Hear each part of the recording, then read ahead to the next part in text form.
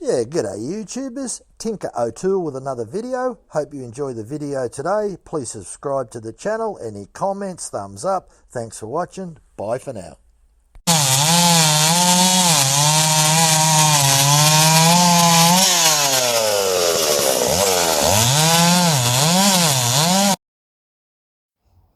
Yeah, hi everyone. Today we're going to do a review of this Stihl FG2 file guide or filing system, whichever way you want to call it. I've had it on order for about 10 days. It finally came in.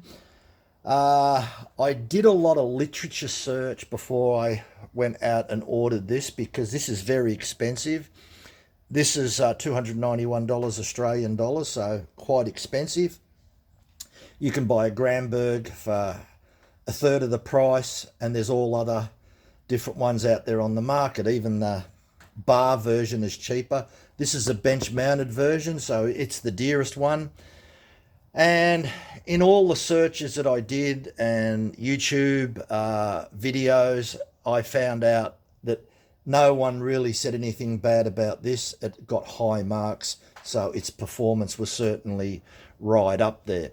So that's what made me buy it. Now, you might turn around and say, oh, you know, you're only spending $300 on a file guide system. Why don't you just go out and buy a electric grinder? Well, I've got a Stihl USG grinder, and it was very, very expensive also. But I've also got Techamec, so I'm right into chainsaw grinders and chainsaw anything. And I did buy a cheap Chinese unit, which is this unit that's over here, so I did a bit of a review on that, and you know, that's a toy. That's for a kid. While it works, it doesn't work exceptionally well. So everything that I've ever brought from Stihl has always worked reasonably good or exceptionally good. I've never, and that's what I expect from Stihl, and I think a lot of other people out there expect high quality. So we'll unbox this and we'll have a look at it, and what we will do, we've got about 6 chains, and we will do a proper review. Anything that I find out that's not good or I'm not happy with, I'll be the first person to say what I feel about it. So obviously that's the FG2 user manual. Already downloaded that on the internet, so I've read up about it. It weighs, I put it on the scale before, 2.5 kilos. So it is very heavy. Okay, so this is the actual filing guide with a nylon bearings, polished bar. It slides look, I can't believe how smooth that is. That is incredibly smooth. And it's got no oil on it, and they recommend you put a drop of oil. Now, the only thing that I've noticed, just have a look in the screws. I want to see what sort of screws they put to hold the file in, because on the FG1, look, they only put these ones in there. Yeah, well, I'm not going to be using a screwdriver every time I want to change the file, so I went out and brought 2 thumb screws, 5mm, so I don't need to use a screwdriver. I was right on top of that. So they used to use thumb screws in the FG1, so why they've put those in there, look, it wouldn't worry me if you had to change the file once in a blue moon, but you forever, when you do the left and the right hand teeth, you've got to change the file. I'll actually get into that and I'll show you, and that's why you're better off using these, because you're constantly, and even rotating the file, because you can't leave the file in the same position, so you're much better off with those. Okay, so this is the main part here. Wow, this is actually quite heavy, and this is made exceptionally quite thick. I'd be very interested to see how this clamping mechanism works. Very interested. Also, what you've got here is you can adjust the tooth stop, and what the tooth stop does is allows the file guide to rest against this, so that you don't file too much, or so that you're filing all your teeth the same length. So you've got this adjustment here, and just say you set it to roughly 0.2 of a millimeter. By the time you file 0.2 of a millimeter, this bar here will rub against the bearing. So it's your stopper. Then you know that you can't take any more metal off the tooth. So in other words, it's going to file uniformly. On the top here, you've got your 10 degrees downward tilt. So 10 degrees, it doesn't, it's got 5. It's got a little click there. Yeah, so there is an indent for 5 degrees. Oh, that's good. And then you've got your adjustment on here. So you can adjust how far you want the file to come into the gullet. So they're your adjustments. And you've got fairly large mounting bolts there. And the last piece is the mounting plate. So that's actually quite thick too. And then you've got the little packet of screws. It actually comes with some wood screws. So that's it virtually. That's what's in there. There's only a few pieces there. It doesn't come with any files or file handles, so that's no big deal. I've got plenty of them there anyway. So just to give you a bit of brief history, originally the FG1, so the file guide one from Stihl, was a very good unit, but it was bar mounted.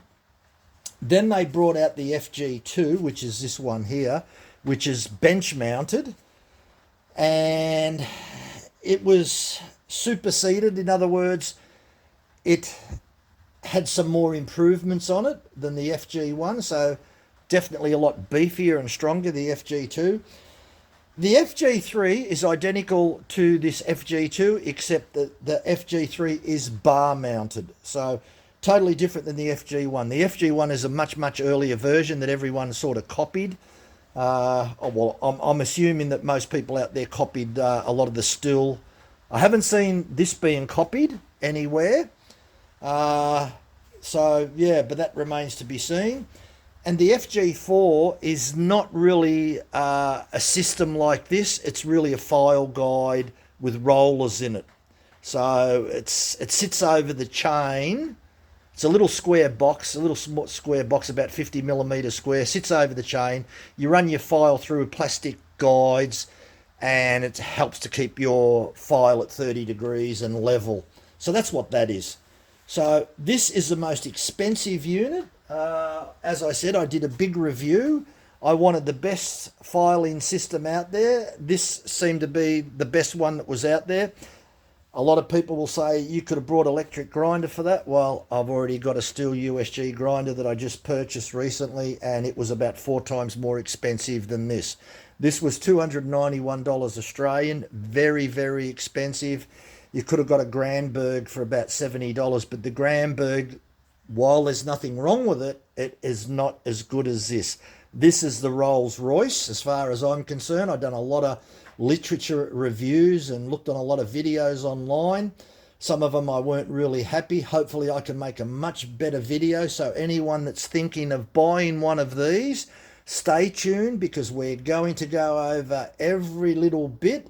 And as I said already, I've already got rid of the bolts that they're going to use here with a screwdriver, because every time you file a chain, you need to you need to change the file in a different position. If you've got to get a screwdriver for that, that's just another tool.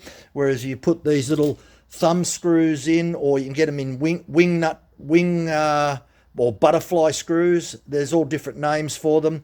And if you get them, you can just use your thumb and forefinger and undo it and change the file or move the file in a different position relatively quickly. As I said initially before, I'm very impressed with the movement of this. There's no oil on it. There was people on some of the forums that were talking about a linear bearing. I can't believe how smooth that is. That actually feels like a linear bearing. So they've done a fantastic job on that. It's so smooth, and I can't feel any play in that whatsoever. That is really excellent. Really happy with that.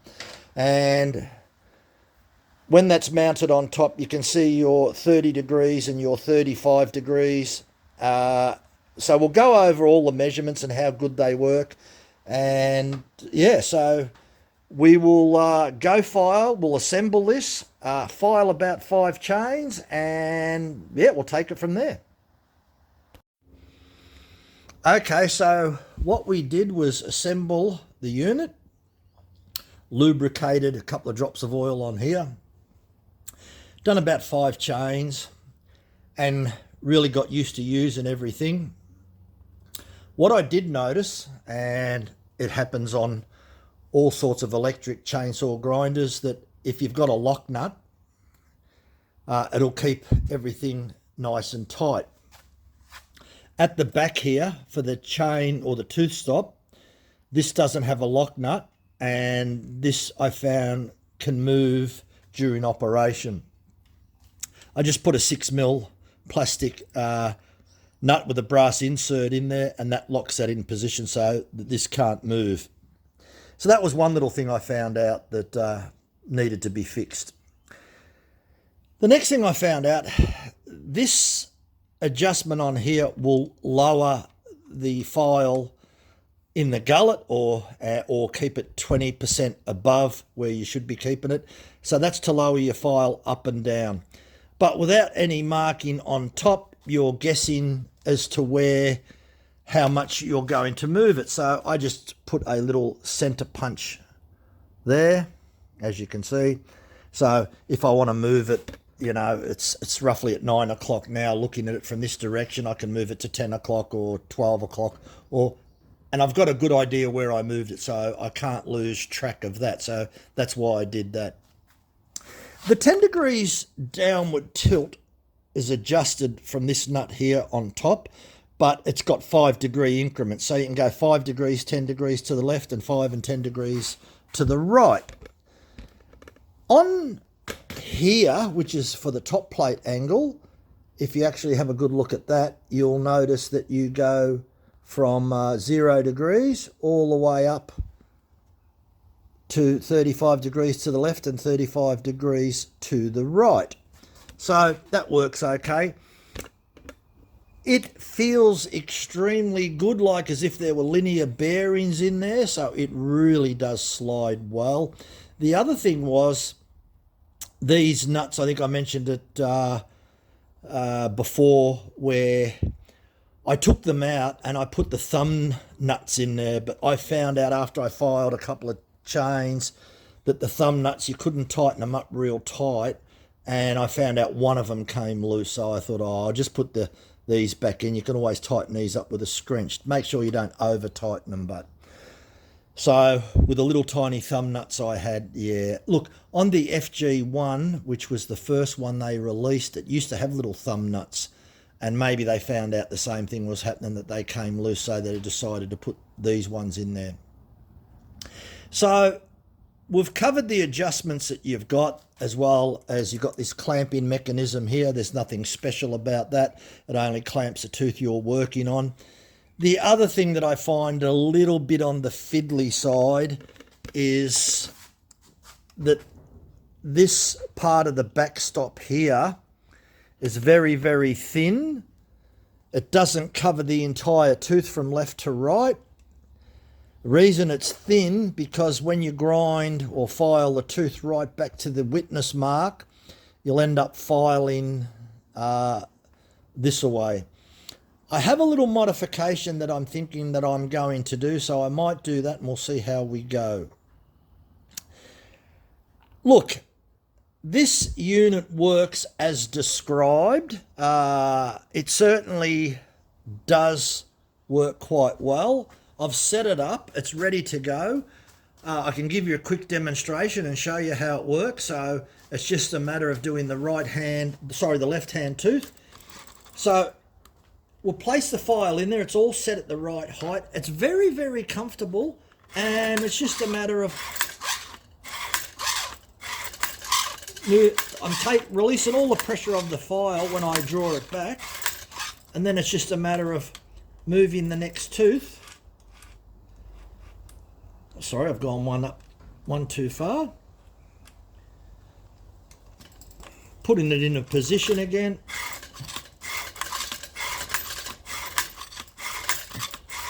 Really does work good. And we'll just take that chain off and we'll just show you that blue. I've got a marking there. I'll just get this out of the way. Really impressed with the way that it does sharpen. So that was the tooth that we did. See whether you can see that.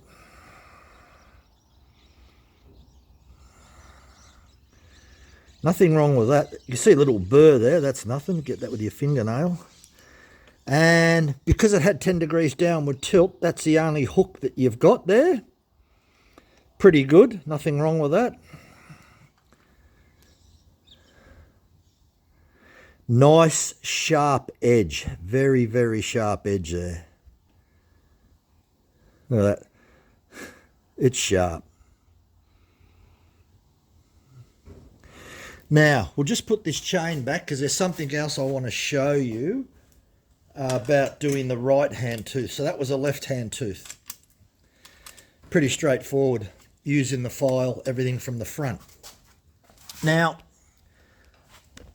you've got two ways of doing the right hand tooth. First of all, the left hand tooth is the tooth facing away from you, viewed from the back, and the right hand tooth is the one facing closest to you. So, okay, we're going to do a right hand tooth. With it set up there, we change the direction back to 30 degrees. Just make sure we're set on 30. Yeah, not gone too far. All right, that's set on 30 degrees. What we need to do now is put our 10 degrees tilt in the other direction. And we will get a right hand tooth. There is a right hand tooth. Now, don't know whether any of you will notice what I've done, but I'm going to file from the outside of the tooth to the inside. So this will be, and then it's just a matter of pulling the next tooth up. Another right hand tooth there.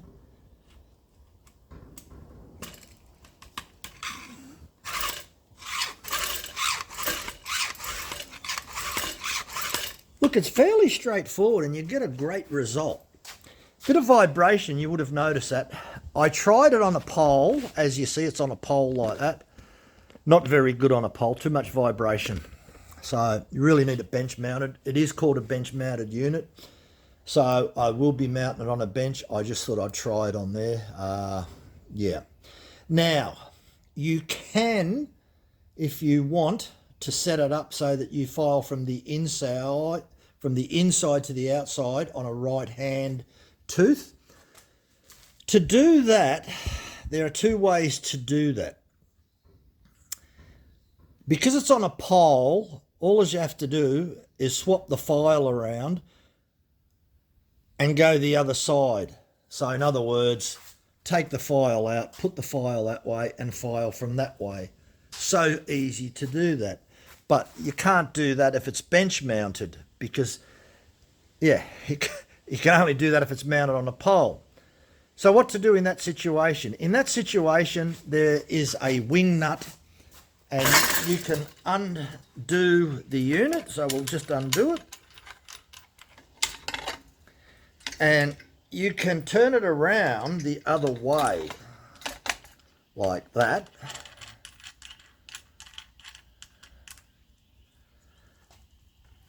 And you can proceed to set it up. You'd have to change the file back to this side now. So to do the right hand tooth would be just a matter of having the file handle this side and pushing forwards that way. And that's the way that you do a right-handed tooth if it's bench mounted. I only put it on the pole because I use my electric grinder on here. I can take it outside, a nice sunny day, nice warm sunny day. I can go outside and put any grinder on here because I've got multiple threads tapped on here, so we can set it up that way. Look, overall, I can't give it a 10 out of 10. A few little fiddly bits that I mentioned before. And the main fiddly bit that I really dislike is the backstop. I don't like the way that the backstop is set up. I thought that that could certainly been improved. I have seen many electric grinders with the same problem with the backstop, where the grinding wheel fouls up and grinds it away. So look, if it gives me a problem in the future, I may have to think about slightly modifying this backstop mechanism here, what we refer to as the rawl, R-A-W-L, I think that's called, this part here. The other reason I'm not really happy with this part here, it's only made out of aluminium, very, very soft. I would have preferred that it was made out of metal, harder metal, so that it can at least take a little bit of punishment. The way it is at the moment, it won't take much punishment and it'll wear away very, very quickly. So that's something for me to think about. If I come up with an alternative idea, I have some thoughts in my head where I may put very thin metal plates on either side to improve that. So that's something that I'm thinking about. So we'll see how we go. Look, I give it an 8 out of 10. I can't give it a 10 out of 10, unfortunately. As I said, I do like Stihl products. By the way, if you see that 5.5, that's a 5.5 millimeter file. I like to stamp them on the back, same as this one here. This is a 4 millimeter, and this is a 5.2. So there's a little tip for you people with your Stihl files. The wooden handles, stamp them at the back. That way you don't have to try and read. You can read what's stamped on the handle. This is a very expensive unit. It does what it says it will do. It does it extremely well. There's just this part here that I dislike, which I'm thinking of fixing. And this part definitely benefits from a lock nut. Anyway, look, thanks for watching. Give us a thumbs up. Bye for now.